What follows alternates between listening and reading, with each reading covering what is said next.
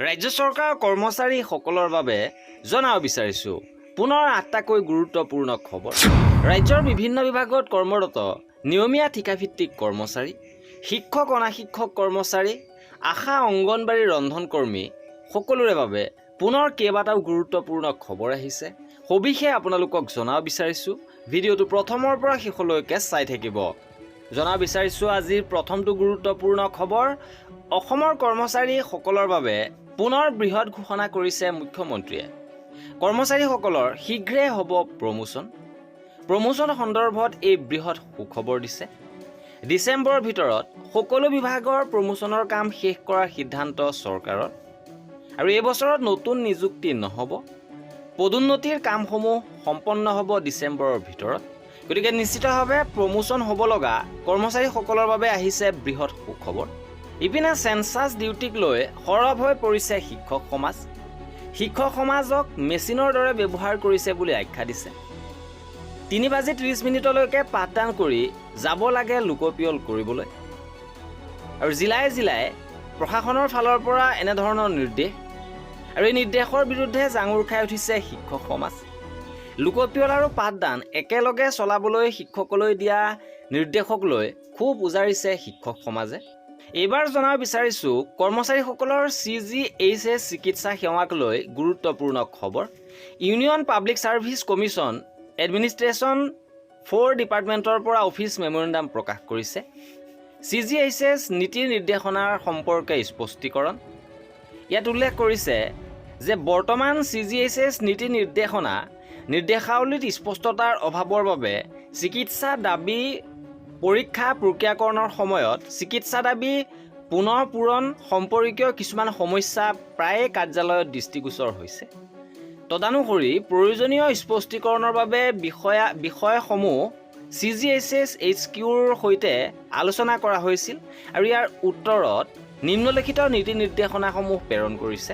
পৰৱৰ্তী ফলোৱা পৰামৰ্শ পৰীক্ষা নিৰীক্ষা সৰু সুৰা প্ৰক্ৰিয়া কেৱল সেইখন তালিকাভুক্ত হস্পিটেলতে কৰিব পৰা যাব য'ত প্ৰাথমিক পৰামৰ্শ লোৱা হৈছিল।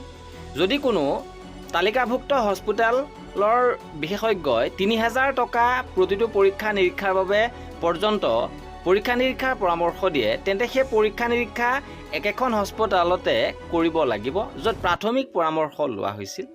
দ্বিতীয়তে যদি হিতাধিকাৰীয়ে আন যিকোনো CGHS তালিকাভুক্ত হস্পিটেল ডায়েগনষ্টিক চেণ্টাৰৰ পৰা পৰীক্ষা নিৰীক্ষাসমূহ কৰাব বিচাৰে তেন্তে তেওঁ CGHS ৱেলনেছ চেণ্টাৰৰ পৰা পূৰ্বানুমোদন ৰেফাৰেল ল'ব লাগিব। তৃতীয়তে CT স্কেন MRI স্কেন পেট স্কেনৰ দৰে বিশেষ পৰীক্ষা আৰু 3000 টকাতকৈ অধিক খৰচ হোৱা আন যিকোনো পৰীক্ষাৰ বাবে CGHSৰ পৰা ৰেফাৰেল পূৰ্বানুমোদন বাধ্যতামূলক হ'ব। আকৌ উল্লেখ কৰিছে যে একেটা বিভাগৰ হ'লে প্ৰতিটো পৰামৰ্শ 7 দিনৰ বাবে বৈধ বুলি গণ্য কৰা হ'ব। ইপিনে চকু পৰামৰ্শ মাচুলৰ ভিতৰত ৰিফ্ৰেকশ্যন টন'মেট্ৰি আৰু ফাণ্ডাছ পৰীক্ষা অন্তৰ্ভুক্ত হ'ব।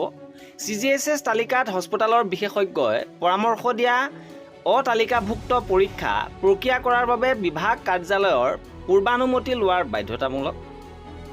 ইপিনে সকলো কৰ্মচাৰী বিষয়াকে চিকিৎসা দাবীৰ জঞ্জালহীন পুনৰ পূৰণৰ বাবে CGHS জাৰি কৰা উপৰোক্ত নীতি নিৰ্দেশনাসমূহ অনুসৰণ কৰিবলৈ পৰামৰ্শ দিয়া হৈছে। এই নিৰ্দেশনা উপযুক্ত কৰ্তৃপক্ষৰ অনুমোদন সাপেক্ষে প্ৰেৰণ কৰা হৈছে। এইবাৰ জনাব বিচাৰিছোঁ কৰ্মচাৰীসকলৰ অভাৰটাইম ভাত্তা সন্দৰ্ভত এটা গুৰুত্বপূৰ্ণ খবৰ। লোকসভাত প্ৰধানমন্ত্ৰী মহোদয়ক এই প্ৰশ্ন উত্থাপন কৰিছিল যে নন গেজেটেড কেন্দ্ৰীয় চৰকাৰৰ কৰ্মচাৰীসকলক প্ৰদান কৰা অভাৰটাইম ভাত্তা 21 নৱেম্বৰ 2025ৰ পৰা কাৰ্যকৰী হোৱাৰ দৰে মজুৰি সংহিতা 2019ৰ ধাৰা 14ৰ অধীনত নিৰ্ধাৰিত হাৰ অৰ্থাৎ সাধাৰণ মজুৰিৰ হাৰৰ অন্ততঃ দুগুণ হিচাপে গণনা কৰা হয়নে? যদি হয় ইয়াৰ সবিশেষ আৰু যদি নহয় ইয়াৰ কাৰণসমূহ। বৰ্তমান সূত্ৰ অনুসৰি হাৰৰ সবিশেষ যাৰ ভিত্তিত এনে অভাৰটাইম ভাত্তা প্ৰদান কৰা হয় আৰু যি তাৰিখৰ পৰা এই হাৰসমূহ পুনৰীক্ষণ কৰা হোৱা নাই আৰু বৰ্তমান এনে ভাত্তাৰ পৰা বঞ্চিত হৈ থকা গেজেটেড কেন্দ্ৰীয় চৰকাৰৰ কৰ্মচাৰীসকলকো অভাৰটাইম ভাত্তা প্ৰদানৰ বাবে কোনো প্ৰস্তাৱ বিবেচনাধীন হৈ আছে নেকি? ইয়াৰ সবিশেষ আৰু ইয়াৰ উত্তৰ প্ৰদান কৰিছে ৰাজহুৱা ওজৰ আপত্তি আৰু পেঞ্চন মন্ত্ৰালয়ৰ ৰাজ্যমন্ত্ৰী আৰু প্ৰধানমন্ত্ৰীৰ কাৰ্যালয়ৰ ৰাজ্যমন্ত্ৰী ডক্টৰ জিতেন্দ্ৰ সিঙে যে যোগ্য নন গেজেটেড কেন্দ্ৰীয় চৰকাৰ কৰ্মচাৰীসকলৰ অভাৰটাইম ভাত্তা অতিয়ে সম্পৰ্কীয় নিয়মসমূহ ক্ৰমান্বয়ে গঠন হোৱা পে কমিশ্যনৰ চুপাৰিচ অনুসৰি নিয়ন্ত্ৰিত হয়। সপ্তম পে কমিশ্যনৰ চুপাৰিচৰ ওপৰত ব্যয় বিভাগে লোৱা সিদ্ধান্ত অনুসৰি শেহতীয়াকৈ স্মাৰক নং 19/6/2018 জাৰি কৰা হৈছিল, যিয়ে সংবিধিভুক্ত বিধানৰ অধীনত পৰিচালিত অপাৰেশ্যনেল আৰু ইণ্ডাষ্ট্ৰিয়েল কৰ্মচাৰীসকলৰ বাহিৰে বাকী সকলো শ্ৰেণীৰ কৰ্মচাৰীৰ বাবে অভাৰটাইম ভাত্তা বন্ধ কৰাৰ ব্যৱস্থা কৰে। এই বিভাগে OM নং 19/3/1991 যোগেদি যোগ্য কেন্দ্ৰীয় চৰকাৰ কৰ্মচাৰীসকলক প্ৰদেয় অভাৰটাইম ভাত্তাৰ প্ৰতি ঘণ্টাৰ হাৰ নিৰ্ধাৰণ কৰিছিল আৰু পে কমিশ্যনৰ চুপাৰিচৰ ওপৰত ব্যয় বিভাগে লোৱা সিদ্ধান্ত অনুসৰি এই হাৰসমূহ পুনৰীক্ষণ কৰা হোৱা নাই। ইপিনে অভাৰটাইম ভাত্তা বিভিন্ন ভাত্তা সম্পৰ্কীয় যিকোনো সিদ্ধান্ত পে কমিশ্যনৰ চুপাৰিচৰ ভিত্তিত ব্যয় বিভাগে গ্ৰহণ কৰে।